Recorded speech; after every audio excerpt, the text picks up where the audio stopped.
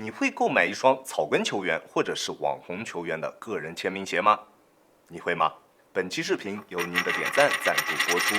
Hello， 大家好，欢迎收看第265期的亚当球鞋，我是亚当。今天我们一起来聊聊这一双叶天 YesSky 与特步共创的篮球鞋逆天一代。当然，大家也可以直接把它当做特步为叶天出的一双签名鞋，看看这一次的球鞋显微镜究竟有没有跟大家玩虚的。这一双鞋最大的争议就是它的外观究竟是致敬还是抄袭，这一点我不予评价。不过这一双鞋前段和后段的外观设计语言感觉完全不一样，上脚之后看起来不是特别的协调。反正单论外观，我并不是特别喜欢。在配置方面，这一双鞋还是比较有诚意的，300多的价格给到了你全掌的超临界，前插的异形 TPU， 鞋面也使用了大面积的 TPU 混纱加热熔材料的组合，单支42码的重量正好400克，在一个可以接受的范围内，整体的配置绝对可以算得上是物超所值，并且它在实战方面的表现也确实比较不错。它的大底可以算是这一双鞋身上体验感最为出色的一个部件了，抓地表现非常出色。穿这一双鞋在实战的过程中，几乎不怎么需要用手去擦拭它的鞋底，它就能够拥有十分出色的抓地表现。在有灰尘的场地上也同样如此，不管往哪个方向进行移动，它都不会出现太多多余的滑动，制动的距离很短。在发力突破的过程中，大底所给出的反应也非常直接，体验感非常棒，而且它的耐磨表现也还算不错，大底的纹路深度非常可观，橡胶的硬度在硬度计的测试下，读数也能够达到65以上，加上它300出头的价格，用来打室外的塑胶地绝对没有任何问题。水泥地的话能够坚持一段时间，但是因为橡胶的硬度并没有特别高，所以并不是特别的合适，想着用来打外场的兄弟们需要注意一下。在中底方面，它用了一个全新的中底缓震材料，叫做 Xtep Ace。 可能我说话比较直啊，虽然它确实是超临界，但是我觉得这种新的超临界材料并不是一个出色的缓震材料。虽然在天科的视频里面，它针对中底这一块确实做了非常多次的调整，但是它的这一款材料，这一款新的超临界缓震材料，它的调教整体偏软。虽然把这一双鞋放到李宁啊这样的一套中底配置下来，首发价没有个500肯定是下不来的，但是如果能把这个材料更换为特步自家的那个特爆，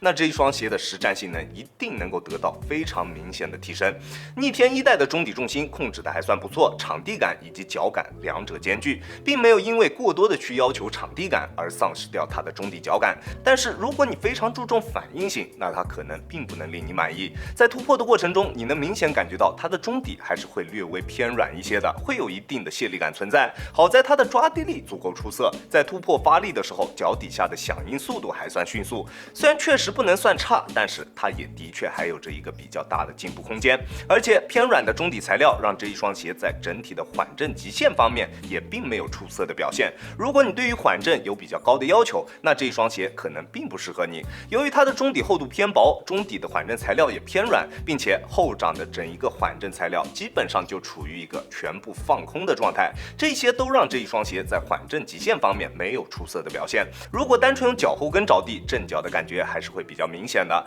体重在160斤以上，对于缓震要求比较高的兄弟，这一双鞋我就不推荐你们购买了。逆天一代的中底轮毂落差控制的比较合适，穿在脚上并没有明显的前高后低或者前低后高的感觉，对于运动习惯的适配非常广。不管你习惯使用前掌跑动还是全掌跑动，穿它在跑动时的感觉还都是比较不错的。但是它的整体滚动感表现并不算出色，虽然它使用了全掌的超临界，也使用了前插的 TPU， 但是就是因为它的中底缓震材料偏软，导致了它穿在脚上跑动时的感觉会比较偏肉，没有明显的力反馈或者是推进感。其实除了中底材料之外的其他配件，这一双鞋全都已经是安排到位了，就是因为中底材料拉低了整一双鞋的体验。但是考虑到这只是一双不到400的篮球鞋，那这一切我觉得又好像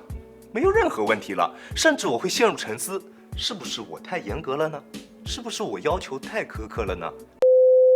而在鞋面方面，它的整体体验十分出色。球鞋的鞋楦属于正常宽度的鞋楦，对于脚型的适配还是比较广的。在尺码的选择方面，它也并不偏码。我平时耐克穿42.5，李宁穿42，这一双鞋我选择42码还是比较合适的，大家可以参考一下。那如果你的脚型偏宽，你可以适当的选大半码。鞋面的整体强度非常高，再加上侧面大面积上翻的硬质 TPU 以及热熔材料的补强，不管你做什么动作，鞋面都能够很好的兜住你的双脚，在变向的时候非常的安心。而且它的包裹以及锁定做的也十分优秀，上脚之后就能明显感觉到双脚被很好的包裹了起来，几乎没有任何多余的空间。在动态锁定方面的表现也同样非常出色，在变向的时候，脚在鞋内完全不会出现位移，急停急起的时候也不会出现顶脚趾或者是掉跟的现象。没错啊，不会掉跟，真的不会掉跟。在新鞋的一个状态下，它确实会有一定的掉跟现象出现，但是只要磨合个1-2场，它基本上就不会有什么掉跟的感觉出现了。而它后跟这一个类似于猫舌步的设计啊，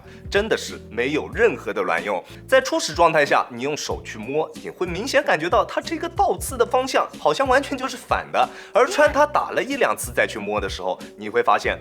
摸上去已经完全没有这种拉手的感觉了。但是相信我，磨合个1-2场之后，在穿篮球袜的一个状态下，它就不会有什么掉跟的感觉出现了，大家可以放心。不过在系紧鞋带之后，在鞋舌处会有一定的鞋带勒脚的情况出现，不过并不是特别的明显，还算可以接受。而它的鞋面虽然透气孔非常多，但是整体的透气性表现并不算出色，它的内靴材料并不是特别的透气，夏天穿它打球还是会有一些捂脚的。在意透气性的兄弟们需要注意一下。在整体的支撑性方面，这一双鞋的表现非常强，中底的前叉 TPU 在足弓处还做出了非常明显的加强筋设计，强度表现非常高。在做一些对抗时的蹬地动作的时候，球鞋的整体姿态也能保持得非常好，不会有夸张的形变出现，非常棒。不过它在足弓支撑方面并不是特别出色，虽然中底的 TPU 在足弓处做出了比较明显的上翻，但是在内部它的中底并没有在足弓处做出任何的抬起，可能低足弓穿它会比较合适，但是高足弓或者是正常足弓的兄弟们穿它，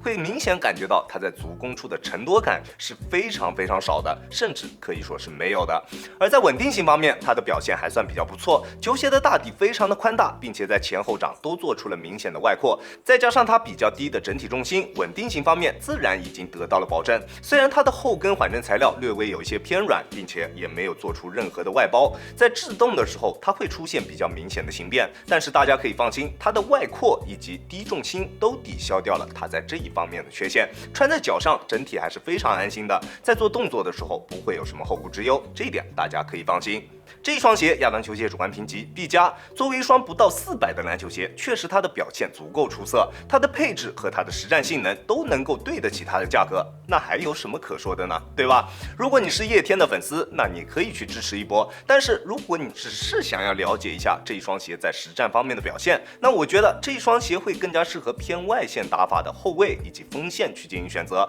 它的强度足够优秀，可以满足高强度的实战需求，抓地表现也非常棒。除了在中底调教方面做的比较中庸一些之外，其他我觉得都是做的挺不错的，都没有问题。但是我想问大家一个问题啊，你会购买一双草根球员或者是网红球员的个人签名鞋吗？